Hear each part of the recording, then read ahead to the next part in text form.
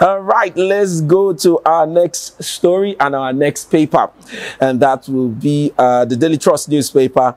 And on the Daily Trust newspaper for today, the 13th day, we see headlines here. 2024 Hajj. NACOM gives intending pilgrims 3 weeks to deposit 4.5 million naira. If you need to know what that money is for, the story is on page 27 of the Daily Trust newspaper. Right besides that, we see mixed reactions as CBN lifts FX ban on rice, cement, toothpicks, 40 orders. All right, interesting story. Read the details on page 19 of the Daily Trust newspaper. ICPC begins tracking of 500 billion naira constituency projects. All right, 500 billion naira is a lot of money. Plenty of money. All right, to the main headline on the Daily Trust newspaper, it reads here, Tinubu breaches law on Olukoyede'S appointment as Efcc chair. Experts, no law violated. Presidency. Also, Tinubu asks Supreme Court to dismiss Atiku's appeal. Page 10 is where details of that story is. Troops uncover bodies in IPOB's enclaves. 270 varsities seek licenses as federal government opens space for foreign institutions. All right, details of those two stories is on page 26 of the Daily Trust newspaper. At the bottom, we see many feared dead, trapped in 3 tankers fire accident in Lagos. Did you see those videos coming out of this accident? And right here in front of the Daily Trust newspaper, you also see very scary pictures of the fire and the explosion that came out of that accident somewhere around Lagos. And, you know, the report says that no life was lost, you know, after the explosion. But thank God that for once, Nigerians were reasonable enough, or should I say maybe divine intervention, for nobody to have been caught up, in that fire. Because when things like this happen, you know, when fuel tankers, you know, derail or turn and they spill out their content, people rush there. You know, I imagine what happens in their mind when they go to scoop out these petroleum products, either whether diesel or petrol. These are very, very, very highly inflammable substances. But people go out there with buckets, with pots, with gallons, anything they can lay their hands on to want to scoop these products. And I wonder, and of course, we also worry about how, you know, the fire service response, how slow they usually will respond to calls for, you know, caution, like to cordon out the area so that the explosion doesn't lead to, you know, people dying unnecessarily. But from this one, they said, oh yeah, the residents were almost fighting with these firefighters for them to allow them to, you know, scoop out petrol in gallons. It tells you, according to, let me quote Ruben Abati of the Arise News, he says that those people should be arrested for attempting suicide. Oh, sure. That Nigerians are always doing everything to want to attempt suicide in the name of trying to survive. You know, when you see petrol tanker spill, you should be running, not running towards it to scoop petrol. How much will you get out of, you know, the petrol of maybe 2 gallons of compared to if, let's say, you didn't even die, person ends up in the hospital.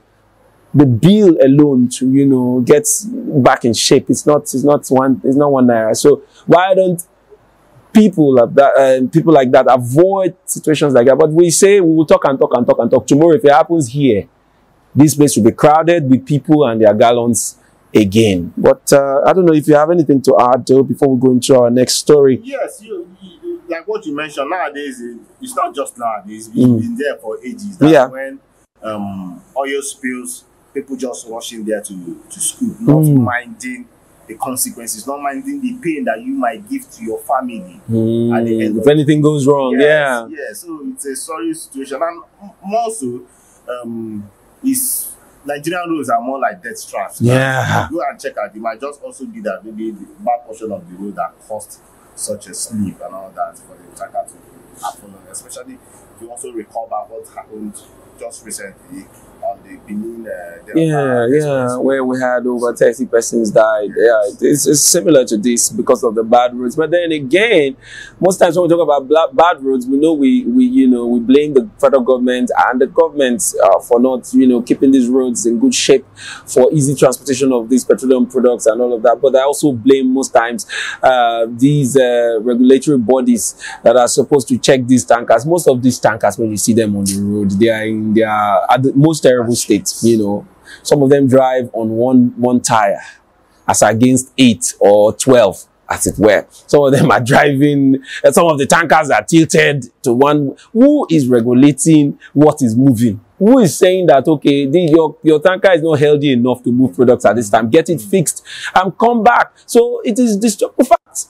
It's funny how we live in this kind of environment. Most times I usually say, don't let Nigeria happen to you. If you're a Nigerian, you need to be a strong Christian, a very serious religious person. Now, if you're not a Christian, you are a traditionalist, you need to hold your God. Shall hold anything, shall hold something, no?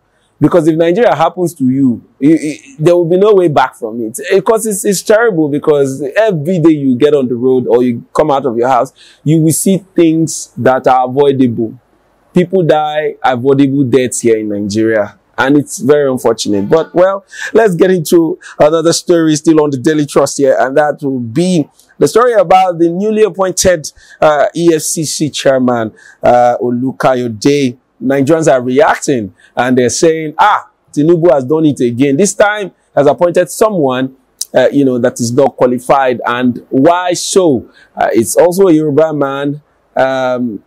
We saw in one of the reports here says is the first Christian to occupy that position, is the first Southerner to occupy that position. But then again, while the state, listing all of this, they say he's not qualified to occupy the position, and that has caused a lot of reactions. What's your reaction to the story? Okay, so there are mixed reactions. What are those mixed reactions? Because from the EFCC Act, it clearly states, well, clearly nowadays, clearly is relative. Clearly is no longer clear in Nigeria.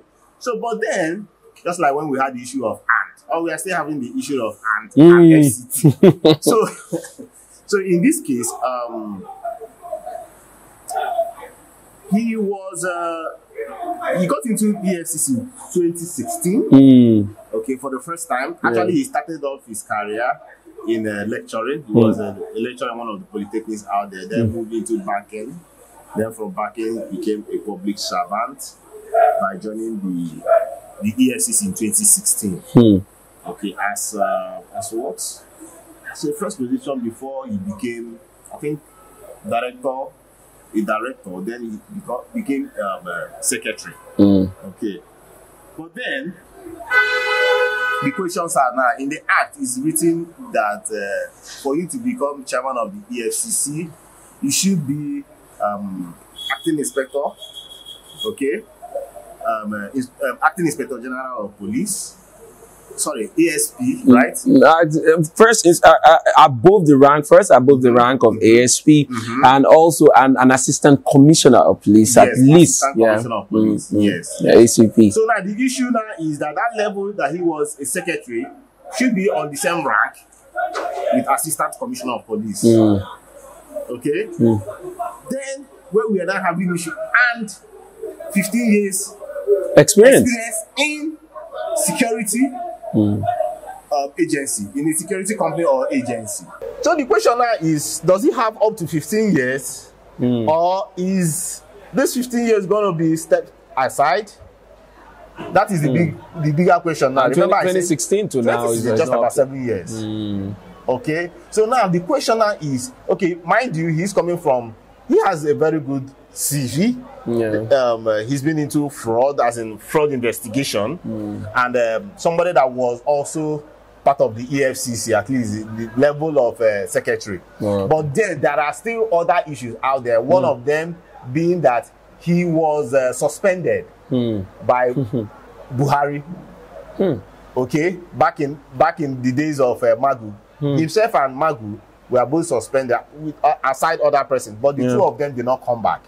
So the issue now is, are we supposed to terminate his work experience by that 2018, Okay, but now it's been counted.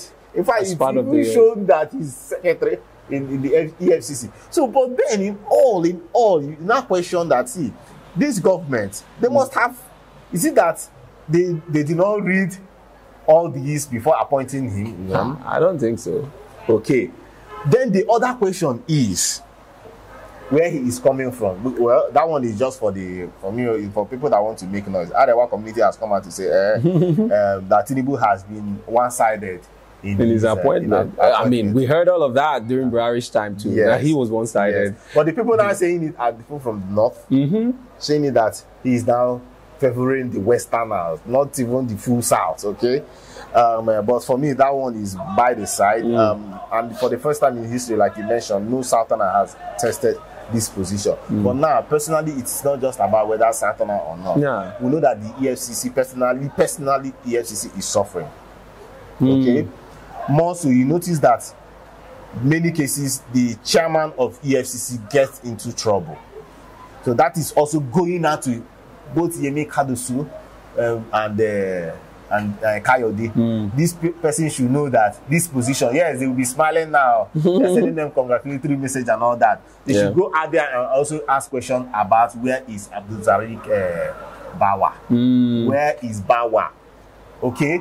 You just don't with all the happiness and just what then happen. I'm not trying to wish them doom, but they should understand the kind of country that they are coming from.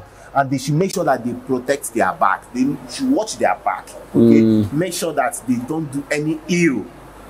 Because this position is just too sensitive. It's a very sensitive. Any little thing you might just go down. But then the same government, I'm having issues with this current government. Reason because it's more like going back to the issues of the then administration of Buhari.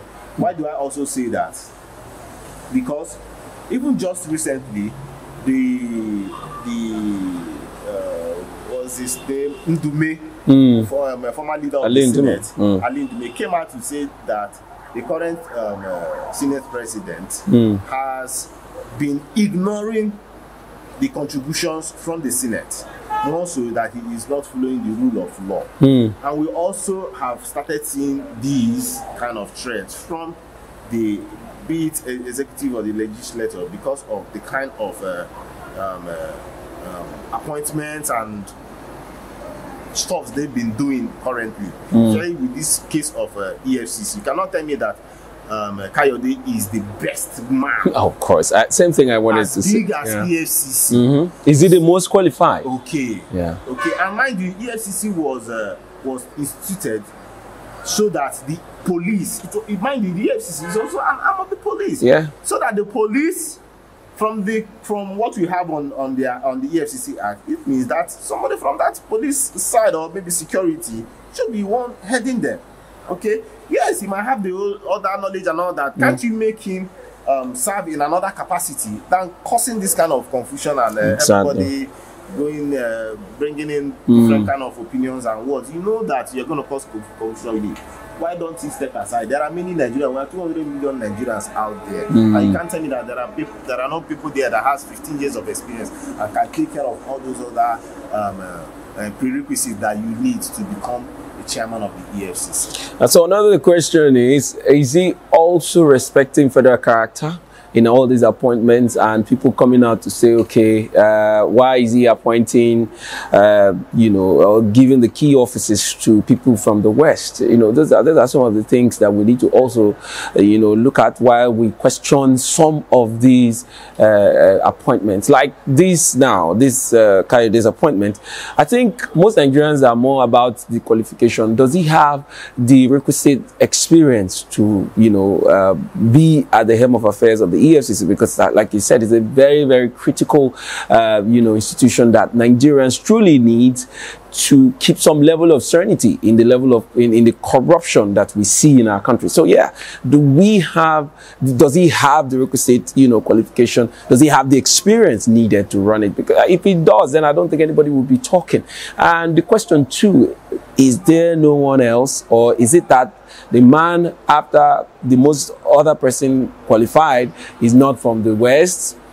If that is the case, then we begin to, wonder such appointment, because we need to get results as to the fight against corruption, because that has really kept some of these politicians at bay because of the kind of things that we see. And so, yeah, very, very important appointment. And but one thing I know about government, this government and governments before this, is that whether you want to talk, you keep talking. It doesn't change whatever they have done. Just like the way they locked up Bowers in June. Oh, yeah. So there we go. And this is the same Bauer that, they pushed all over the place, And so that's exactly what it is. You want to talk? Keep talking. Nothing is going to change. So the appointment, they've already defended their position, which is he met the, requirements. So we have appointed him. And that will be it. I don't think anything is going to change. So let's move away from that story. All right, we're going to take a quick break now. Don't go anywhere. We'll be right back. Children's Studio, we certainly can deliver the best studio experience. Our carefully designed studio space can bring your diverse creative content ideas to life. We aim to consistently serve value to our customers far and wide. Come, let Tharv Media give life to your dreams. Tharv Media, a slice of infotainment.